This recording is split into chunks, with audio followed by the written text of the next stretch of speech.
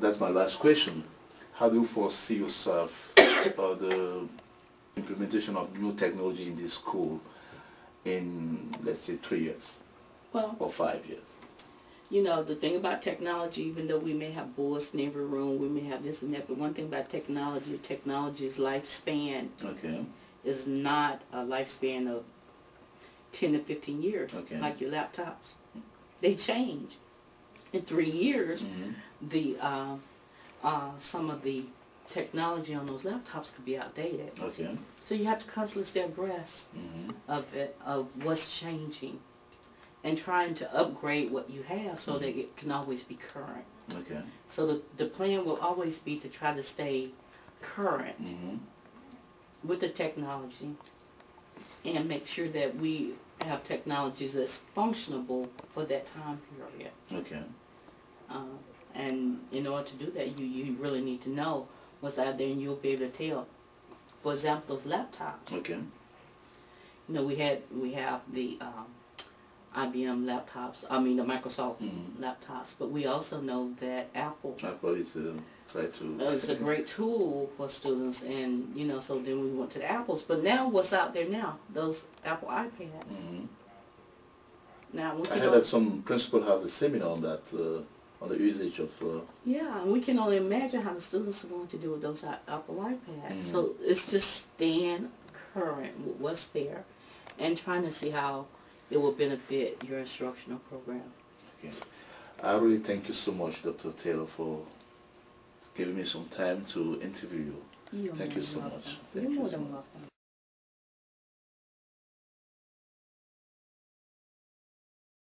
One of the reasons it become manifest to the world is the inclusion of internet, visual art, and more inclined to address multiple intelligence. I'm here with Mrs. George, who is a media specialist at King Middle School. Good morning, Mrs. George. Good morning. I'm here to talk about your job first, and then how the technology is implemented in your school.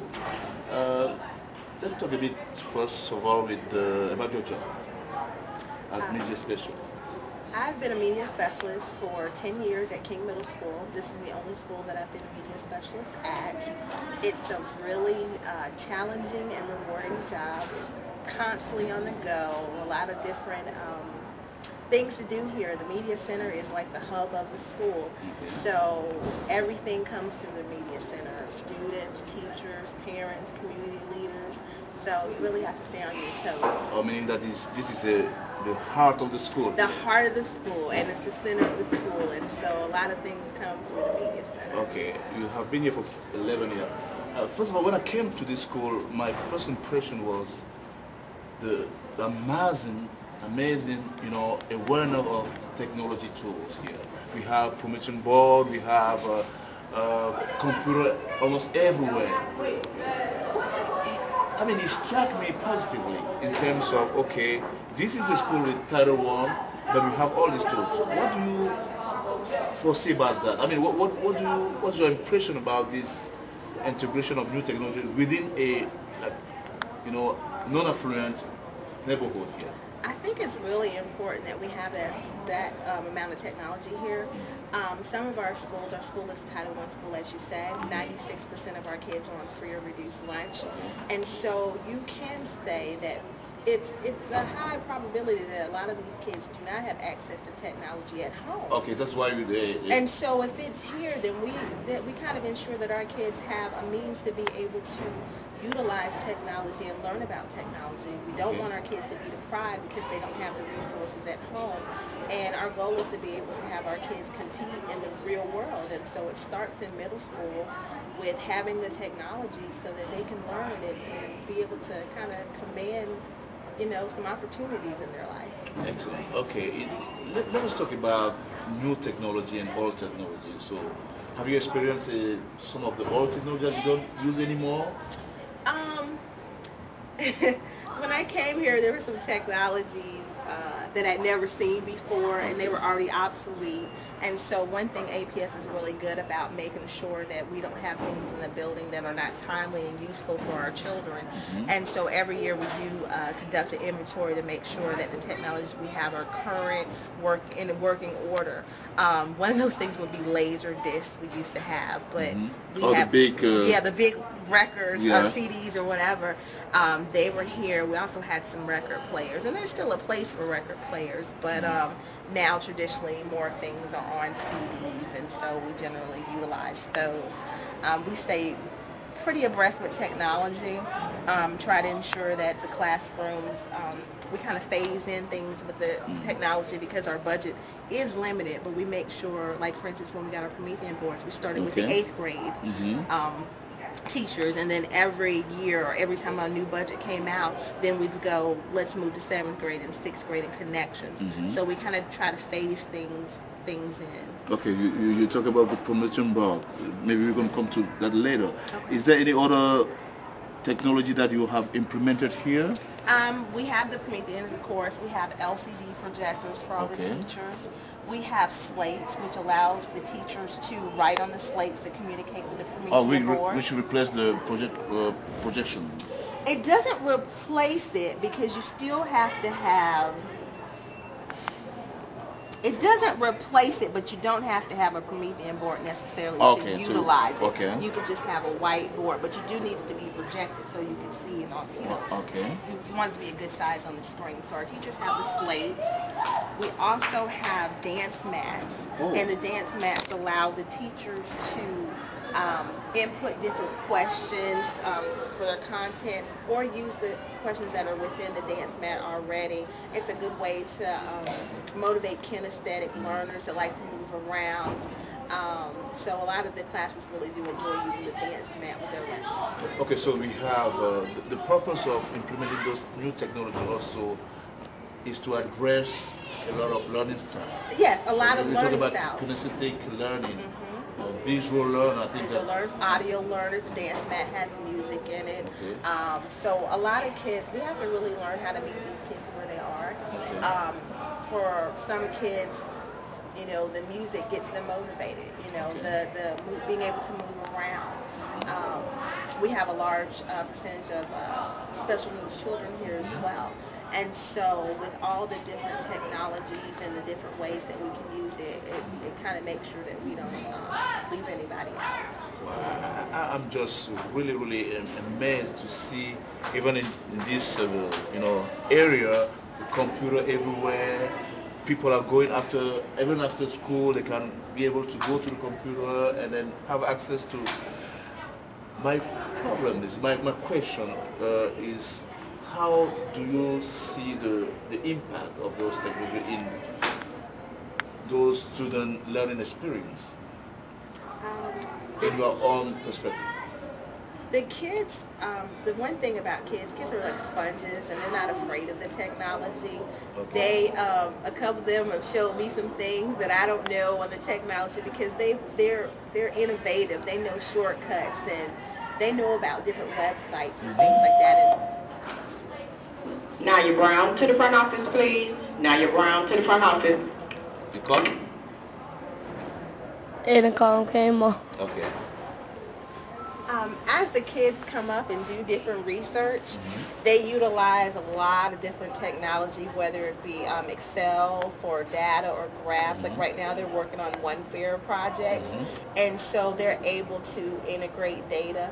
For instance, today I had a lot of kids up here working on projects, and I was not able to help a group. I told them to hold on for a second, and one kid stepped in and he said, I can help them. And he went on and showed the kids how to create a graph, and it's really great to see the kids learning.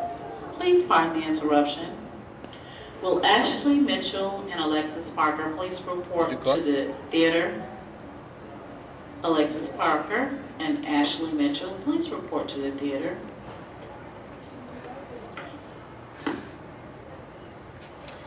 It's really great to see things like that happen, because it shows that the kids are not only learning technology, but they're able to teach technology.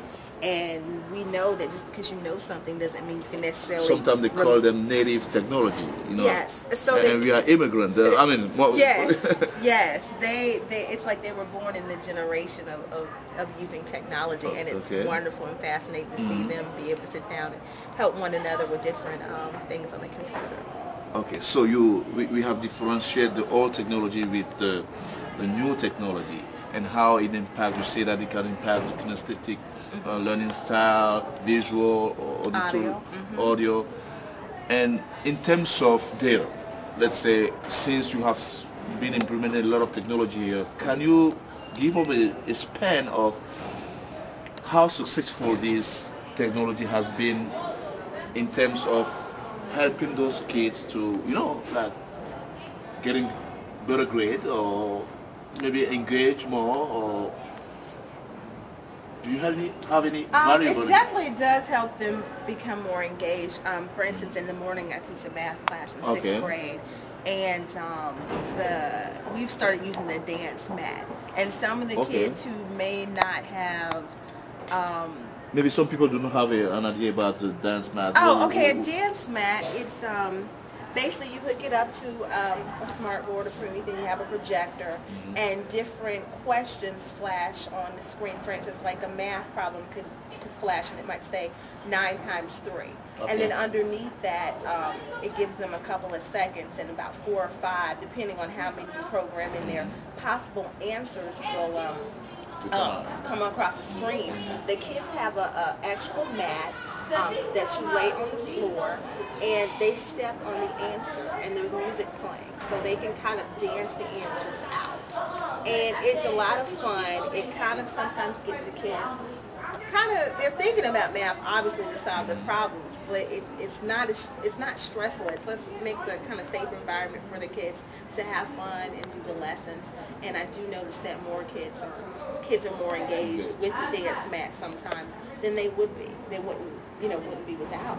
And of course, you can't use the dance mat all the time, but it does pull out those kids who are, who like to learn like that. Okay, I noticed in this school that there are a lot of new technology, one after the other.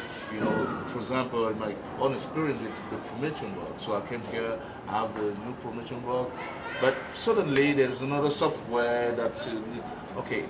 In terms of training, because sometimes it's not obvious that the teacher get engaged into new technology because already have been used with the older one. So what do you do to let them stay abreast of this new technology? Sometimes training in the system is district mandated, meaning sometimes there are things like we used to have a CAL. It's called Curriculum on Wheels, and it was basically a machine that was kind of like on a stand, and it had lots of lessons and an LCD projector within it, and it had a lot of different lessons that kids could utilize in whole group or small group. And so those technology and that was something that the district mandated. They got that, and then they brought people in for training for all the schools. For all the schools, like I think each school might have got one. And then from there on, we just said, one, it's a great resource, but we want more of our kids to be able to utilize it, and so we purchased some more.